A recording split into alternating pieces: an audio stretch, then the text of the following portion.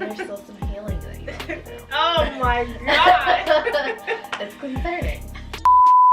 We are so honored to have with us Joel Leone. He is everything extraordinaire, performer, artist, poet, healer, father. We're so happy to have him here today. Joel, thank you for coming on and welcome.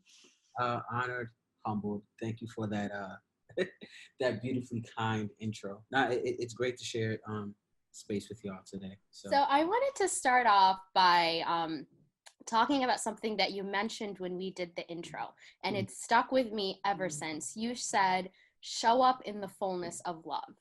And I want to ask you what that means to you, kind of if you want to unpack that for us a little bit, because it's been on my mind. Still makes me cry. We never stop saying it after. Actually, I literally say it to myself. You know, let me preface this by saying also, when I talk about love, when I talk about the idea of love, it's less about the romantic idea of love. In fact, a majority of, I want to say at least a good 99.9% of the time, I'm not talking about the very, what I like to think of as whitewashed. And when I say whitewashed, I mean very much the whiteness of romance and like fairy tales and, you know, the roses, and which are all beautiful things. When I'm talking about love, though, I'm talking about the essence of it. And so the fullness of love and the essence of love really is showing up in our truth in a way that is that speaks to our what I like to think a higher calling or higher purpose. I was gonna ask, like, have you ever heard of the concept of like how the love that we see is rooted in white supremacy? Yeah. Like, no, I'm talking about before this. How the Like- love that like- we see is rooted in white supremacy. Yeah, like the commercialized love. Yeah, we were talking about this Yeah, the other yeah. day. Yeah, You know, how like- the ideal is. Yeah, and how like kind of growing up on rom-coms and fairy tales and things like that is looking at like love, the institution of it in a very white sense. Like that I feel like was But so I never realized that, not even in college. I think it was literally maybe around grad school that I actually started to pay attention to the fact that, I mean, I always knew those types of stories were not real. Mhm. So it was like the realism versus what actually happens. yeah. But I did not realize how whitewashed. I didn't For me, talking about love and sitting in the fullness of that means I'm able to embrace any and all things, all people, without judgment, without bias attached, without prejudice. And it also allows me to lead into spaces and walk into spaces with empathy, to fully not just see a person and understand them, but be with them in that space. The fullness of love speaks to our capacity to listen, our capacity to give, and I think almost similarly to what we talked about, but before we actually started recording, to be with whatever is here. So that could be a good thing or a bad thing, but being with it and giving those things the same energy, you know. I think, and love is fluid, and so I think that's also a big part of that. When we talk about the fullness of love, it's a love that is not attached to an outcome, that's not attached to an idea, but rather can see things for what they are in that moment and be with them for what they are in that moment as well, I think. The part that shocked me is you saying without attachments. Yeah. I think that's really difficult to be able to detach yourself from a certain specific outcome, or just even like a desire for things to go a specific way. How do you do that? How do you work around that attachment? It's a lot of practice, a lot of practice. And what I tell people is generally, like, we start small, because what we're looking at is how we rearrange the ways in which we live and show up in the world. And then you can start kind of escalating that. You know, I don't own anything. And when I say that, I mean, I don't own my partner. I don't own my children. Like we very quickly say, like, that's my child. Right. And we understand what that means, or like, that's my woman, or that's my person, that's my they, whomever. But we don't own anybody.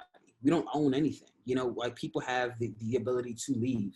And for me, the work has been not judging people or situations based on what I can get from them. I think there is a level of give and take that we tend to expect when we talk about reciprocity. And for me, the idea that it helps when we can start saying to ourselves, and granted, there's a lot of hurt that can sometimes come from that, or the risk of it, but I'm willing to put love out into the world without the expectation of getting it back.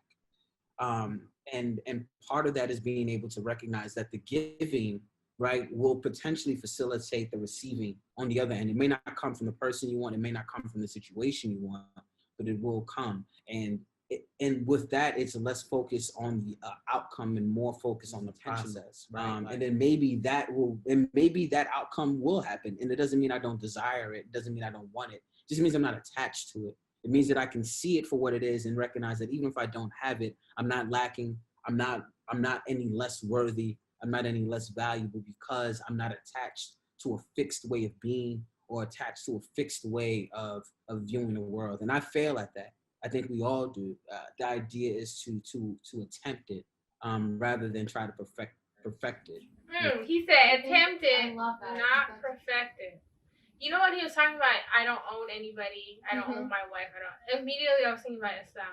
Because that is such a big, like essential part of understanding Islam and understanding our part on this earth is that nobody belongs to us. And God always says your wife, your spouse, your siblings, your kids are always going to be a test for you because they seem like they belong to you, but they don't. They don't.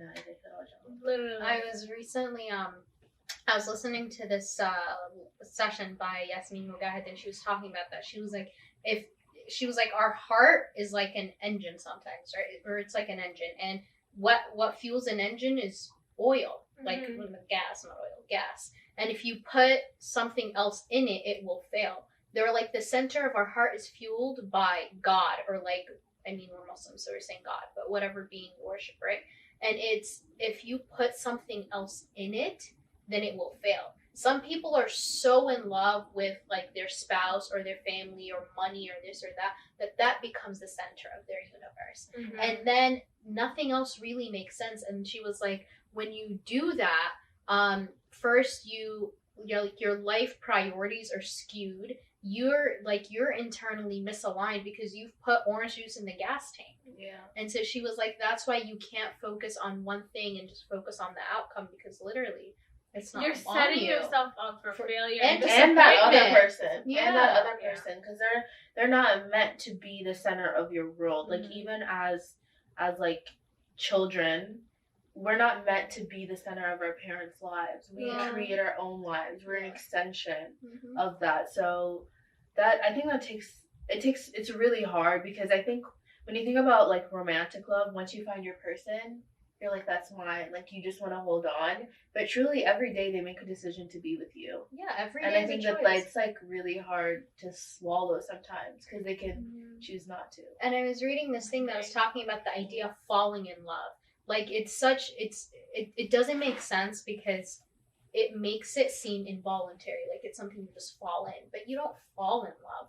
Love is a choice. It's a series of choices that you make every single day through your actions, through your words, through just different things. You can't just say, oh, I fell in love, but what does that really mean? The falling in love, I think, is the unexplained connection and bond that you have with somebody. Like that is not something that you actively choose. You come across lots of people, but there is one individual that you feel more connected to. That energy. Yeah, there's an energy there. And that's, I think, what people confuse falling in love for. But at the same time, you have that connection there. And that's something that comes from some sort of like outer being. It doesn't have to do with me or you. We're not in control of that. But once you find that person, you do have to actively choose to understand them, get to know them, for them to get to know you and understand the love languages and all these sorts of things. And how do I continue to love you the way you need to be loved? Because you can't explain the spark, but you gotta do work. I love that. I think that's so beautiful. And it reminds me of something I once heard, and it's really stuck with me for years, is that you can only focus on your effort, you can't focus on the result, because the Yeah. result is circumstantial. There's a lot of different variables and such that you don't have control over when you're trying to live your life or like have certain things happen. But you can't judge or gauge like all these ideas of success and goals and such based on that end result. You have to focus on what you put in and how that like journey benefits you. And I think our job as human beings in the space, and being afforded the opportunity to sit in these spaces is to recognize that it really isn't about the results, because the results may vary, right? They actually do all the time. No ever ends up the same way. Math is very much like that. I guess math is probably the only place in which you get a same result all the time if you apply the same process. Yeah. But this world is not made of numbers. And we might like to think so. We like to say, use your head and not your heart, right? To a certain degree. But, Buddhism will teach us love and kindness, and that the heart and mind are connected. There is no separation between heart and mind. And so I lead with my heart always, because I'm very much aware that there's no disconnect between the two, that there's alignment there, and if we're operating in that space, that allows us to be fluid, and that fluidity then allows us to not attach ourselves to a thing or an idea to a certain. When it comes to not focusing on the outcome, but focusing on the process. That's something that I always say. That's so revolutionary. Like, I truly. hate that. When you tell me that, I'm just like, oh my god. I told you that the other day, and I was like, I know you're about to roll your eyes. Seriously, because like if you're focused on the outcome, by the time you get there, you're like, okay, but when you really take the time to see every effort, give yourself value based on the outcome, which is out of your hands. Yes. It's literally the ghetto. Yeah. The reason why it's so difficult, I think, for me to not focus. It's not even necessarily about the outcome, but the process itself is so ugly. Yeah. So like it's very hard to stay in that space and understand, like, I am worthy, I am where I'm supposed to be, blah, blah, blah, all of that while you're in the, like, gutter, Honestly, I think it takes a lot of vulnerability to be in that space and really, like, look at yourself through the struggle. Yeah. And it also takes a lot of gratitude. Because even being in the struggle is a privilege, and is something that we should all be grateful for. You get to that step and you're just like, I worked so hard for this, blah, blah, blah.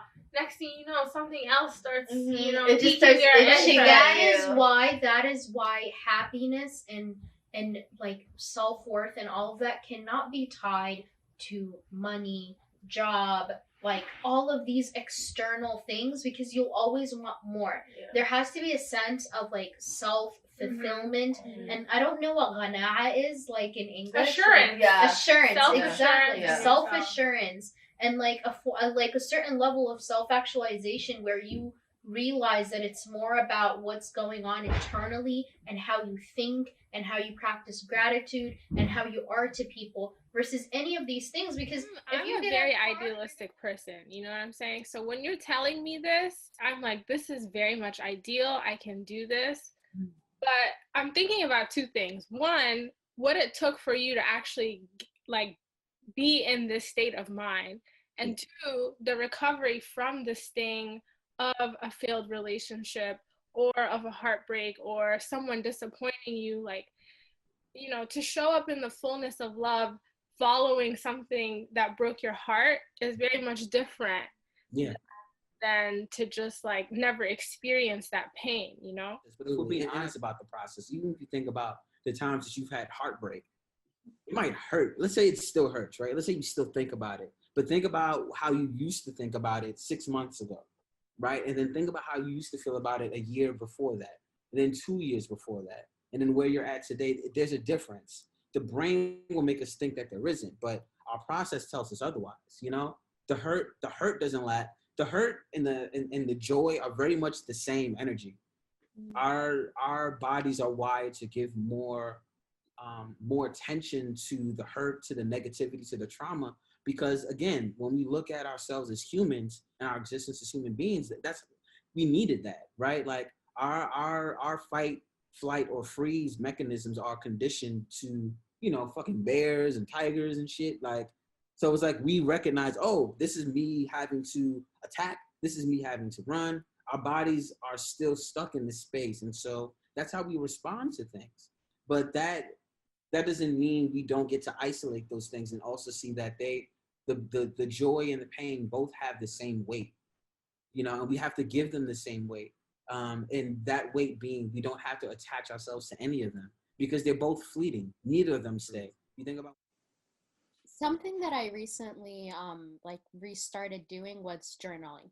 And I feel like that has helped me in kind of um debunking things that I previously thought were like more painful than I thought. Or I mean, the pain was real in that moment, right? But again, it's that what you were talking about, that awareness and that perspective, is I've realized that through capturing what I'm feeling and through capturing like the moments, I am able to look back and say, well, actually, look, like I've evolved from this. I've grown from this. That the pain has lessened. Because before I started doing that, like everything felt, I mean, they say like hindsight 2020 and all that, like everything felt super exaggerated. Even like even when I think of something a couple years ago, I'm like, oh my God, that was so painful. And have I really grown from that? But now through journaling, as you notice, or at least I've noticed these like smaller evolutions and smaller like moments, and I'm able to see that like we can come out of anything.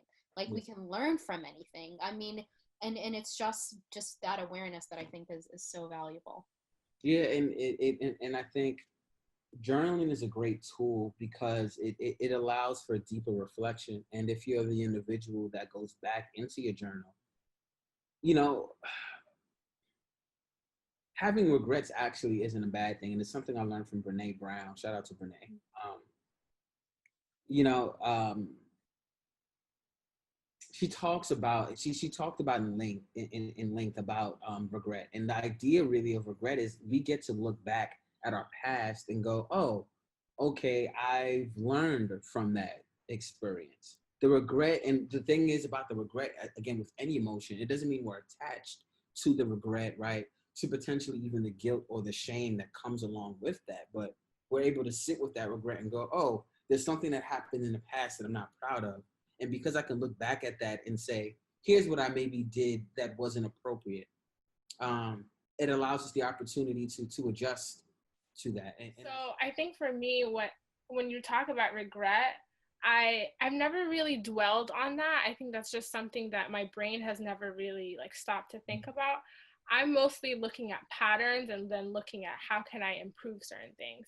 When you talk about the idea of right or wrong, society, right? I think we're trained to believe that there is always one right way to react, Sure. but that's not really human because you're not putting in the full experience of life and like people's own upbringing and people's like there's so many layers to right or wrong. Sure, for sure. And I think you bring up an excellent point because, and I feel like maybe this came up in our pre-interview, but context is really important when we're communicating, when we're negotiating in a space with the person, when we're having a conversation, when we're having an argument. The context of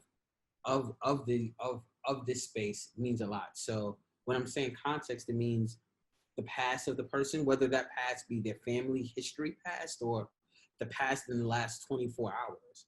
And like why a person is now showing up in this space with aggression, with anger, with defensiveness, with hostility, or with love, with compassion, whatever the case is, that's all conditioned by a previous context we might be privy to or not. Granted, that doesn't mean that response is okay, but what it does mean is I can meet a person where they are, see them for where they are, and allow that context to dictate how I show up with compassion and love and empathy for that person in that space.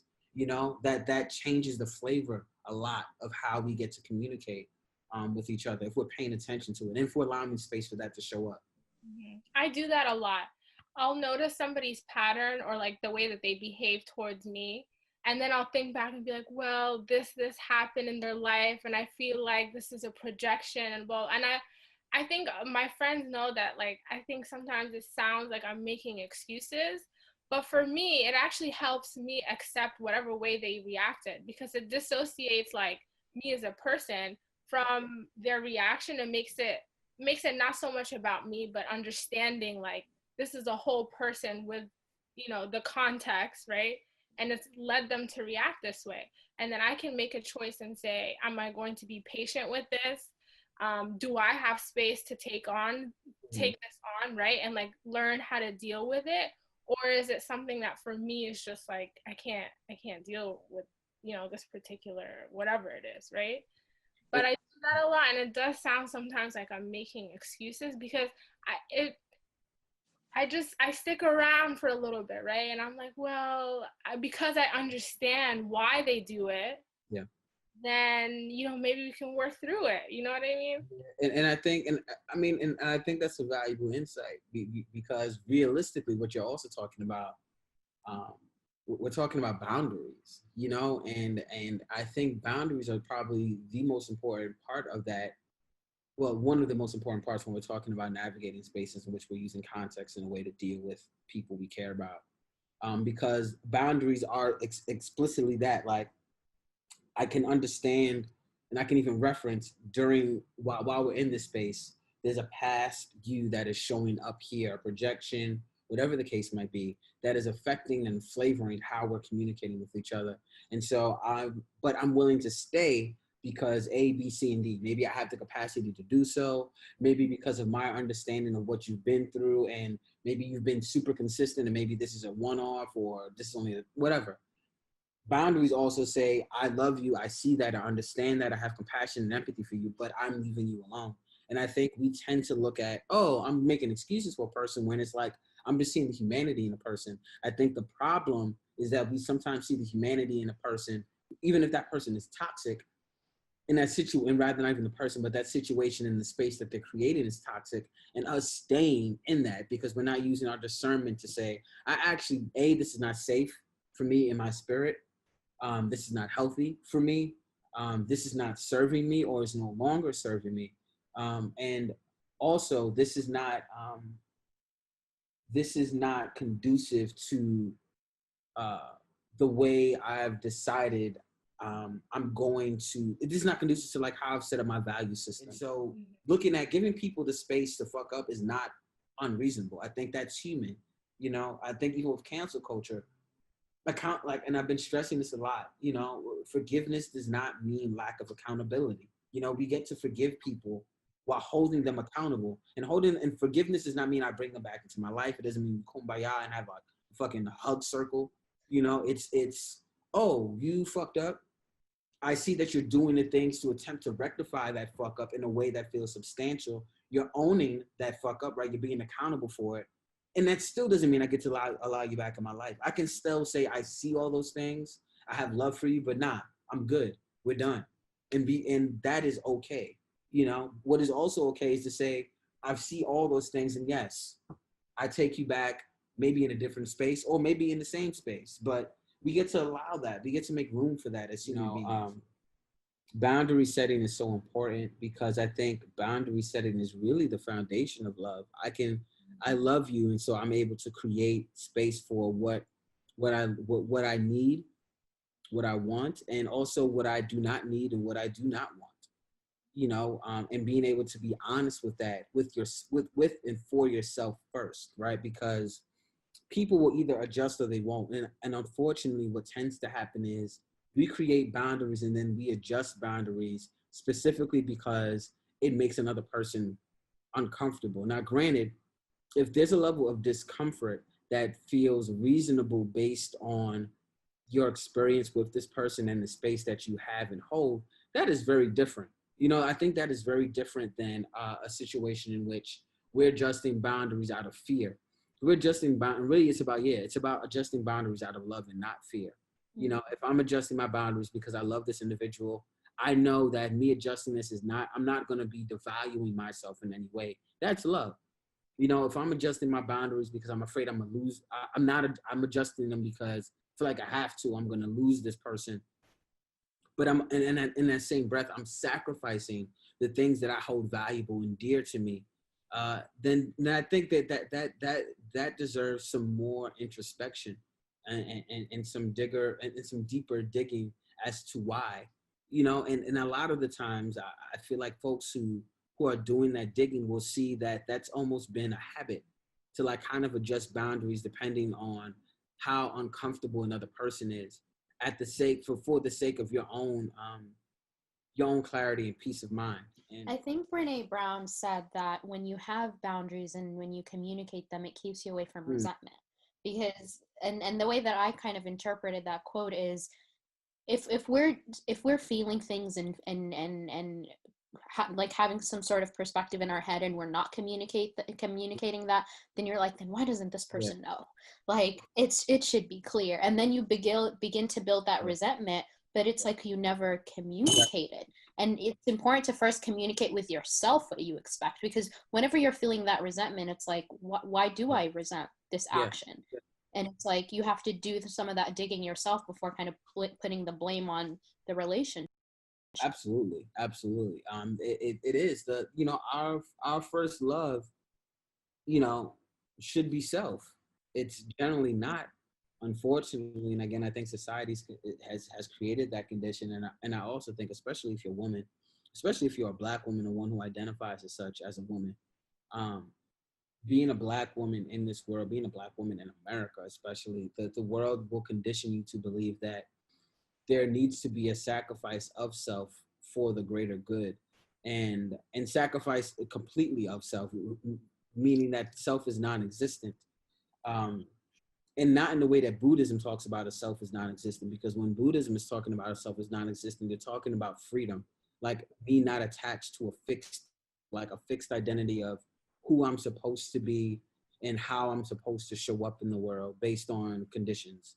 An American democratic lack of self is, I am nobody.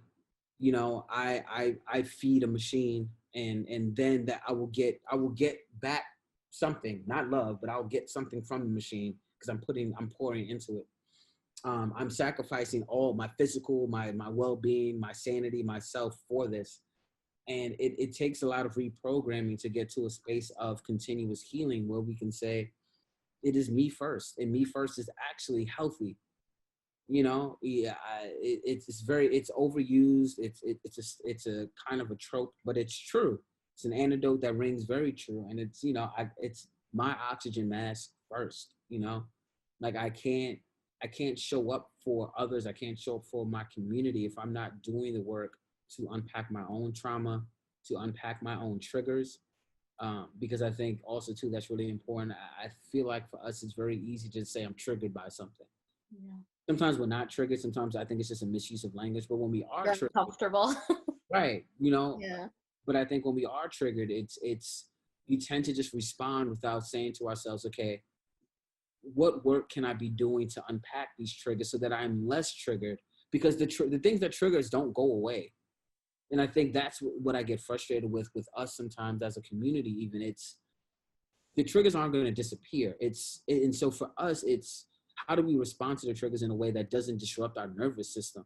I'm learning to be patient with other people in their journey, but at the same time, back to boundaries, understanding that I don't really need to allow that into my space. Mm-hmm. Mm-hmm.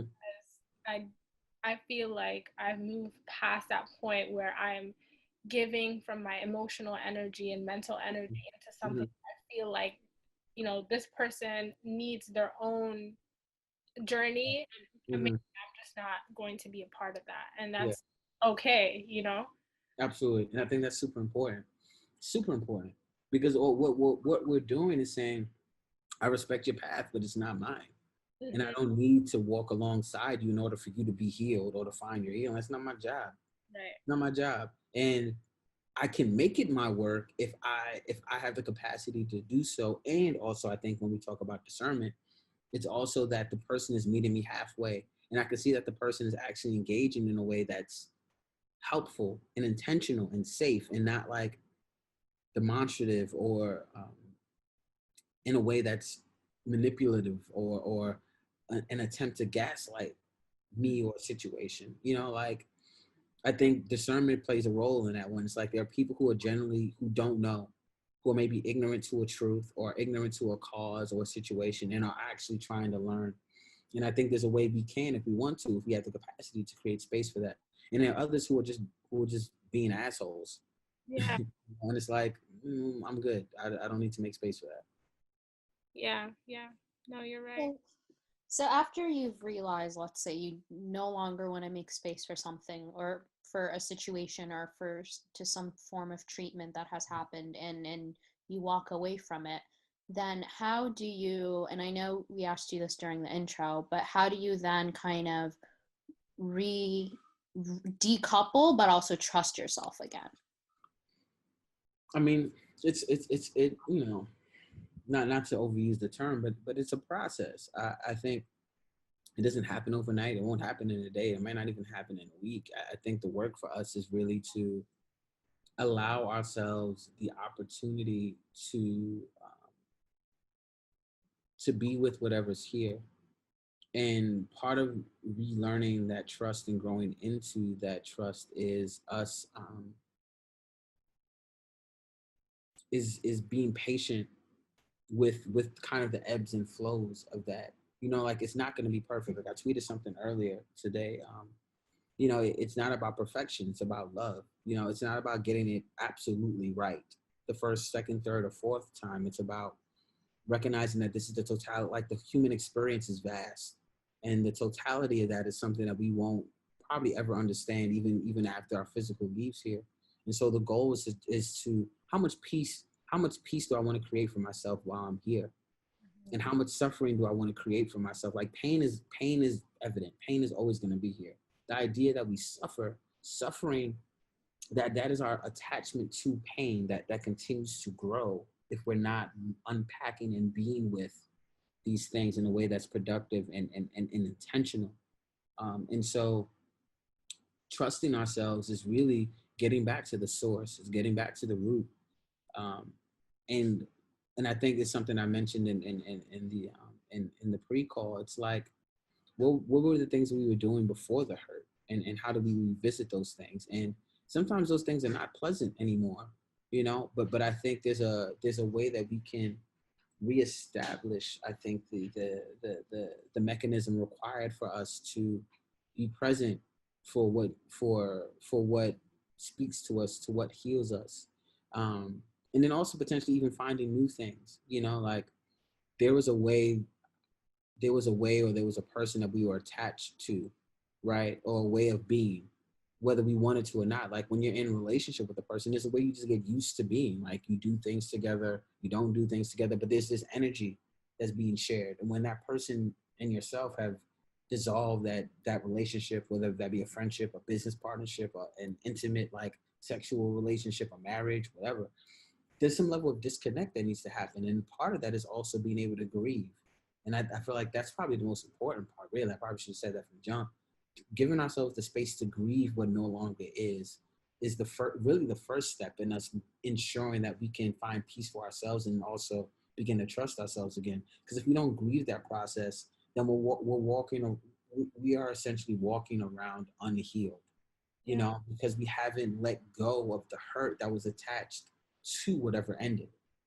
Again, whether that be a business deal, whether that be the loss of a loved one, whether that be the loss of an opportunity, the ending of a thing, we tend to think of grief as just death, and death of dying, meaning like buried body, physical in a casket, as opposed to the dying of a thing, the dying of a situation, the ending of it, and the potential rebirth that can come when we allow ourselves to grieve the ending of that thing.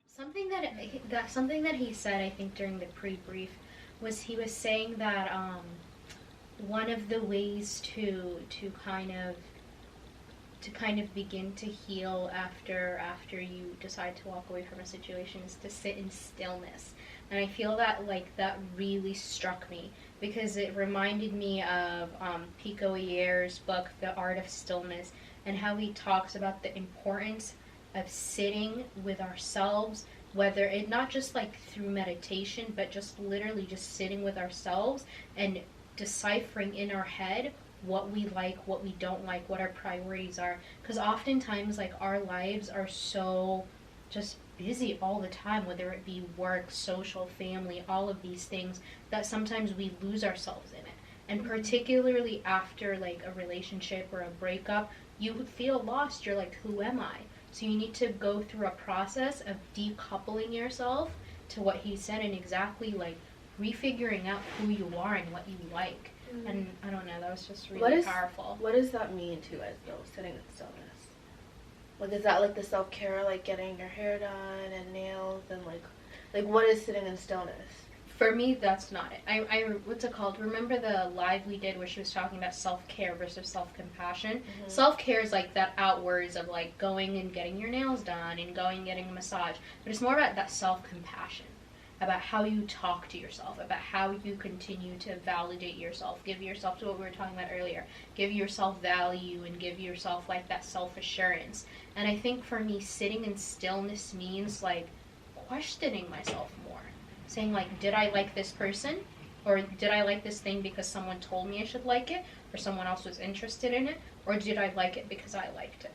Mm-hmm. So like, yeah, for me, I definitely have to process what happened, right? And processing what happened sometimes is with just by myself, but other times it is with people who witnessed the situation happen and unfold with me, kind of get their perspective on, you know, what they noticed. And, you know, it's like a constructive process to break things down and to understand, you know, the why and what is the lesson learned behind this situation. Like, that's kind of my first instinct.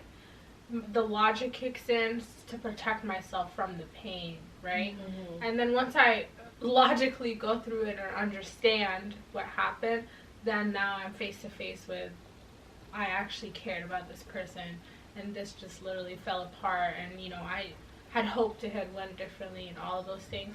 That part is alone. Mm-hmm. And I think your friends and people around you can support you in that process, but I don't know, it's difficult sometimes, and it may take a week, it may take months, depending on, you know, the relationship and all that, but I think that's the hardest part of it, and that's the part most people try to avoid. And I feel like although you might not deal with it then, you can't run away from it. It will come back. It will come back. It will show up somewhere else in your life. It'll iterate. Yeah. Mm-hmm. So, sitting in stillness. Yeah. Is the only rediscovering yourself. But also being kind to yourself through all of it. It's really hard to yourself. Yeah. It's hard to. Why didn't I see this before? Why didn't I do this? Why didn't I think about it in this way? Did I show up in my fullness that, also? And like, why and what if is, as my mom says, is the language of the devil. Yeah. Like, it's really hard to, though. Yeah. Especially when you had your heart set on a specific outcome, or you cared about this person or whatever. Like, it's hard to take that away from the situation, which is why my, like, protective instincts is to make it make sense first. Yeah. And then go into the grieving process. But then what do you do when it doesn't make sense? I literally stay there until it makes sense. I literally stay in that space until all of it makes sense, until I understand what the breakdown in communication was, or whatever it literally was. Because I think that's also, for me, the productive part. Like, what is the lesson that I need to learn and take away from this situation? What did I do wrong? And this is when journaling for me is so important, and I journal a lot when I'm, like, talking to someone or going through that process. So it's very easy for me to go read and look at the patterns and what I did. Like, it's literally staring at me in cross and analyze. Also, if you guys want the link to her journal, just let us know. Everything that I'm attached to is, like, some sort of closure, whether I give that closure to myself, right, where I'm, like, going back to, I put myself in this person's position, I understand the context of who they are and maybe why they've done this. I have to break it down, and that to me is me giving myself closure, right? Or, which is something that I prefer, is having this conversation, because I think now it's become like, you don't really need to explain yourself, you don't need to have the conversation, you don't need to you know, but you don't owe anyone anything, that kind of thing. Yeah. And I feel like people in this process just kind of become collateral damage to their in their journey of growth, right? So I'm growing as a person, but we're never having the conversation, and someone ends up being collateral damage. So for you, like, you know, did you find, you know, when you did find yourself, I guess, hurting somebody, hurting your partner, Like your instinctual reaction, first of all, what was that? Was it to have the conversation, or was it to just kind of like run and take space? Like how did you deal with that? I mean, initially it was to run, to lie about it, to not confront it, to avoid it, hope that they wouldn't bring it up. Yeah, I mean, like, it became easier to do that than to have to sit with the idea that I failed this person, that I failed myself, and then having to be accountable. Because to keep it 100, like, being accountable is not fun, nor is it easy at all. It's incredibly difficult. And not for nothing, like, and it doesn't excuse the behavior of anybody who cheats or disrespects another person or causes pain to another, but having to sit with, especially if you're a human who has a heart, like, having to deal with hurting another person that you care about is a very hard thing. Now, granted, it is harder for the person who is on the other end of that hurt, right? And so I think empathy will tell us that is what we're talking about when we talk about sacrifice. It's like, oh yes, I'm hurting, right? I'm hurting because I did hurt this person, but I'm not the person who's on the other end of that hurt. And so I have to grow up and be with that. As an adult now, what I can do is I can be with that feeling and think on it maybe. And I think what happens is when we're trying to be intentional, when we're trying to be loving, and when we're trying to live in our truth, the more we do that, the less longer we linger in that space of unspoken truth, right? And so what I'm saying is, it's easier now for me to just say, yo, my bad. I was, something happened earlier, and you were asking me a question while I was on a conference call, and it's like my brain was someplace else. And so I responded to you in a way that wasn't appropriate and wasn't fair. So I'm sorry for that. Like, I can do that now because I can also recognize I'm not losing anything by being vulnerable, and also recognizing I have a partner and I have a community and people around me who see me for who I am and can hold space for that level of accountability, as opposed to what I mean, and this is not healthy, just so we're clear, like, fuck your apology. Da, da, da, da, da, da. Like, granted, you don't have to accept anyone's apology, just so we're clear, but it's about our response to a person showing up in that vulnerability. Because we tend to think that if you're accountable, that's just like, that's table stakes. Yeah. I don't think anything is table stakes. People, not similar, but I think this very much holds the same bearing. Like, when I think about parenting, and folks are like, especially when we talk about Black dads, like, he doing the bare minimum, or like, even like we do that in relationships, like, they doing the bare minimum. The bare minimum is this, and it's like, I don't care what the bare minimum is. I think people deserve to be applauded for showing up. We tend to think that if we applaud a person, that they're just going to get lazy. I don't think that's necessarily true. I think if there's a benefit to a person showing up, they're going to keep showing up, because people want to feel seen. They want to feel celebrated. There is a bare minimum, though. I don't agree with this. There's a benefit that we get. Dead ass. Sometimes you have to cut. Yeah, cut it. Okay, what he said is in two parts. One, the first part that he said was he used to lie, run away from, and do everything to avoid accountability, and that's huge. Yeah. Right? Which is why when someone shows up, Exactly. That's a lot. Yeah. Because to move from that space where you're not only are you hurting other people, you're hurting yourself too. Yeah. And to be able to move past that and be like, as easily as he said it now, yo, my bad. You know? Like, that spectrum is, the distance is not that The close. distance is ego and pride. Yeah. And, like, So one thing that you said about, like, there not being a bare minimum, I guess I get that. Everybody's spectrum is different on what is expected and not expected of them, right? Especially in a relationship. But I guess that's where the boundaries come in, whether or not what they have to give right now is something that you're willing to accept. That's what it is. Because If you're still on the my bad, but not showing effort to change, that's concerning. And there's still some healing that you have to do. Oh my god. It's concerning though. It is really ugly though for people to walk around thinking they don't owe anybody anything. yeah, that's not. And part of that is like, oh my bad. Yeah. Because I don't owe you the heartfelt apology, Or the communication. Yeah, the conversation. I don't owe you an explanation as to why I cheated on you. Oh my god. I rebuke it. No, honestly. It's ugly.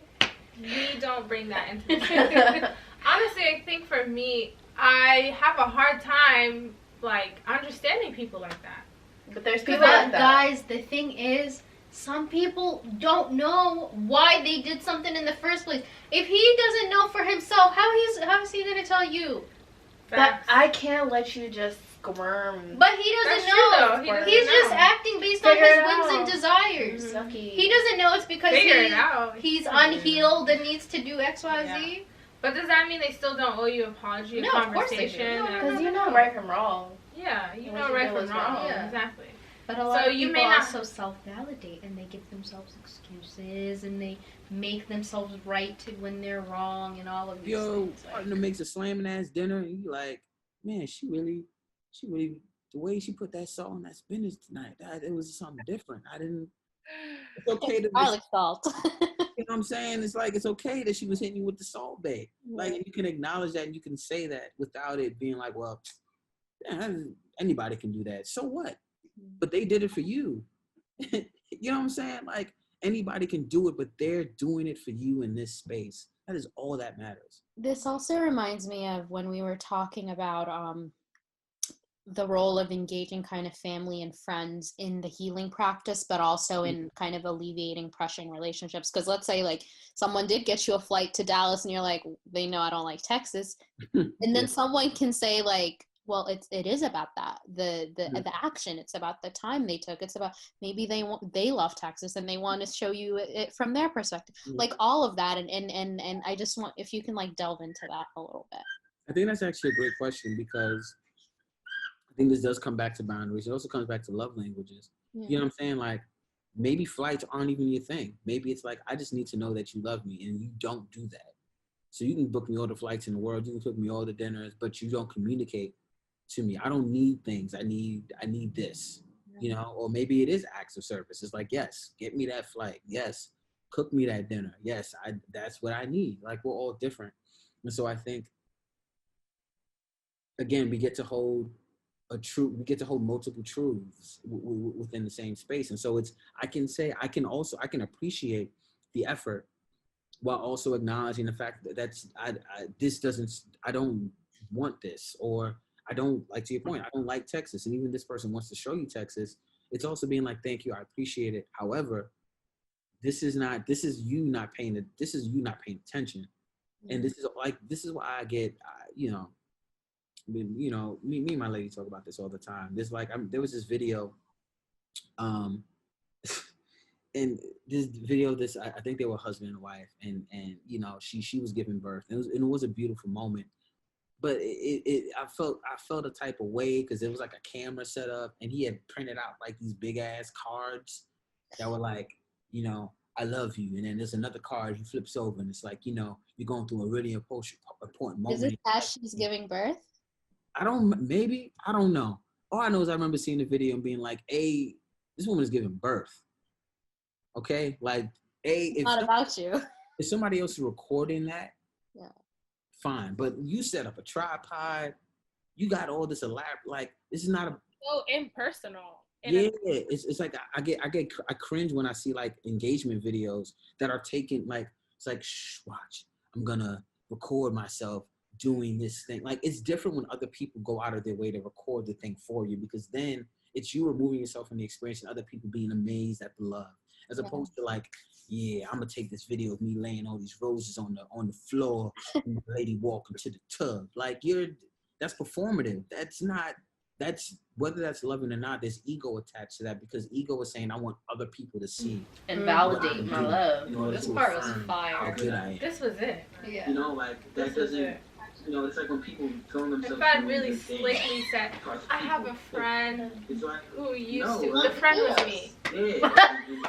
Oh my Pay attention. Is it rooted in love, or is it rooted in self-approval of ourselves? You know, like, and I think that's always a good way. Like, if you don't like Dallas, they booked the trip because they want to show you Dallas. That's less about them caring about you and more about them trying to show you how they care about you. You Wait, know? I'm confused. Yeah, you see that one was It is less about them caring about you, and it's more about them trying to show you how they care about you. Oh, okay. Right? So it's like, I feel like that's such facts because we live in such a performative age right now. I remember I had a friend who she was in a relationship thing. It was not the best, and thankfully she came out of it. But the person she was with would involve her friends in gifts that he's getting her to like show her, like, so that when when she does have issues with them, her friends would be like, no, but look at this guy, yo, he got all of us together to get you this, and yo, he got, like, you know, like those types of situations, and people use the performative and involve others to manipulate you into Yeah, go ahead and pause right there. Who was that we were talking about? Do we know? I think I know her. Can That you person was me. Yeah. It was. Yeah. It was the time. The gutter? The gutter. The gutter.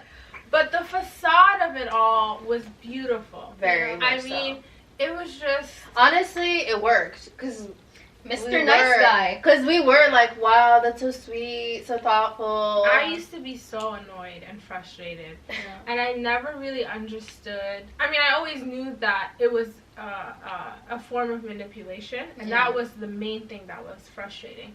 But the other element of it that was really frustrating was the fact that it literally was not about me. It was. I could never really express and have an honest conversation like what Joel was talking about the fact that you don't actually care about making me happy through this way. Yeah. What mattered to you more was making sure everybody was... It comes from insecurity. Yeah, everybody was in on this idea, and everybody was seeing how great of a person you are and how well you treated, you know, me, and all of these things. Like, that was the main point. You know what I realized is, like, in order to even have those conversations, there needs to be a foundation of, like, understanding that that other person cares about you and they're not having the conversation to hurt you.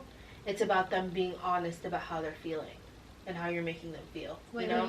Because sometimes these conversations can feel like an attack, you know? Like, you don't appreciate what I'm doing for you. Yeah. You're Look, not really I did seeing... 1, 2, 3, 4, 5. Yeah, no, but it's like, you never appreciate what I do for you. Look, I'm going out of my way to do this, and that. How can you think of me in that way? But if the foundation of love and understanding is there, it could be like, oh, I never intended for it to come off that way.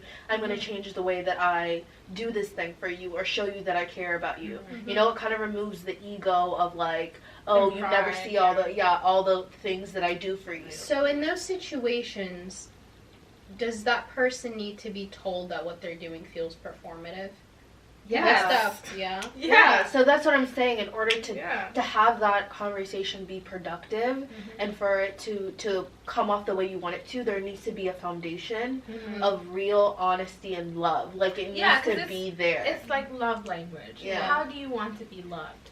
If how I want to be loved has nothing to do with what you're doing, what is the point of that? Thank you, Joelle, honestly, for sharing the space with us, this time with us on this beautiful Saturday. I'm very appreciative of that. Yeah, I mean, you know, love is the key. Love is the foundation.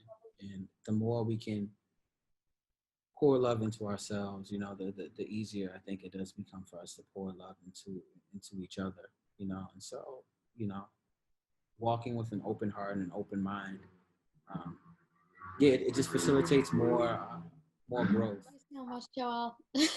Honestly, I feel like I'm gonna need to replay this multiple times, and because you've this has been such a beautiful conversation. That was an amazing episode. Joel is just so insightful, and it was truly a seminar on love. I feel like I can rewatch that in Forever. different points of my life and learn something new every time.